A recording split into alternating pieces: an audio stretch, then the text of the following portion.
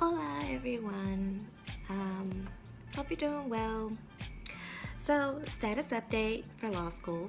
Um, right now, if y'all have been watching my videos, you know I'm still in the LSAT stage and I haven't decided where I'm going yet. I do have a $90,000 scholarship to Stetson, but that was not my first choice school. So I'm still taking the LSAT one more time. I'm scheduled for February 2017. This year it's given on the 4th, which is a Saturday. 3 out of the 4 times that they give it, it is on a Saturday. Only in June do they give it on a Monday. And right now, it's almost 4 in the morning. I am studying. Well, I was studying. This is going to be the end of my night for me, but currently I am enrolled in a Princeton Review LSAT course.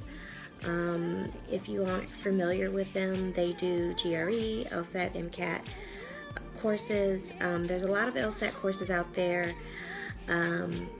In just my experience, I wouldn't recommend Kaplan.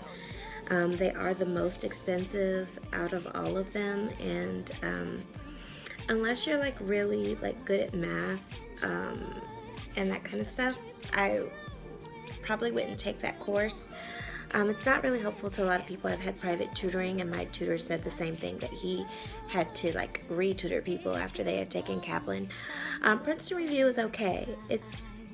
It's not great because I'm doing it online.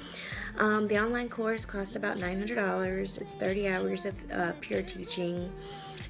They do give you a lot of practice tests. I think I have like 4 or 5 that I take, and then like they give me like 4 supplemental tests on top of that. I would still recommend, if you're going to take a course like this, still do your average, still get your book, your LSAT book with 10 tests in it, and be taking those as well. And but I really like the course. To be honest, I feel a lot fresher and a lot faster with my answers and reasonings from the course.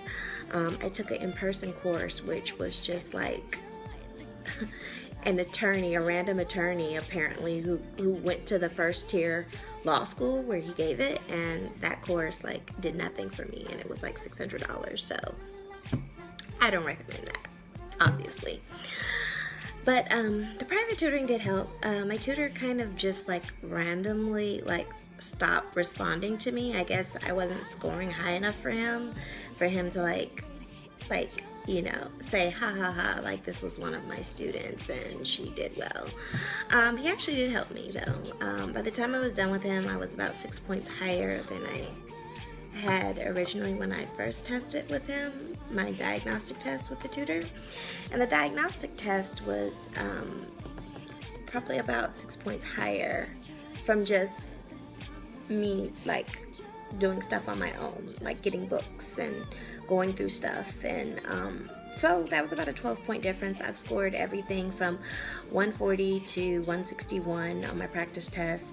The real test I scored a 154, which I was upset with because I was averaging about 156, but they say that's normal. And I actually had a really bad experience on my first test because I was pulled over by the cops, and I actually didn't even think I was going to be able to take the test. So hence my retake. The school, my first choice school, has basically told me that I need to get a 157, 158. So I think it's very doable with where I'm at right now. But I have lost a little bit.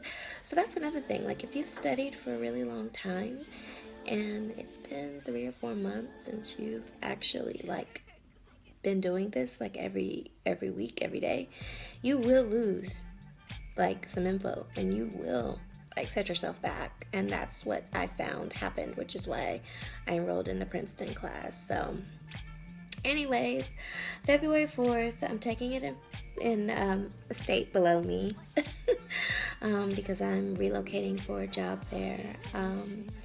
But I will let y'all know come end of February how it goes. Everyone stay positive. out there. Stay off of these websites that are really negative, because there's a lot of like jaded, negative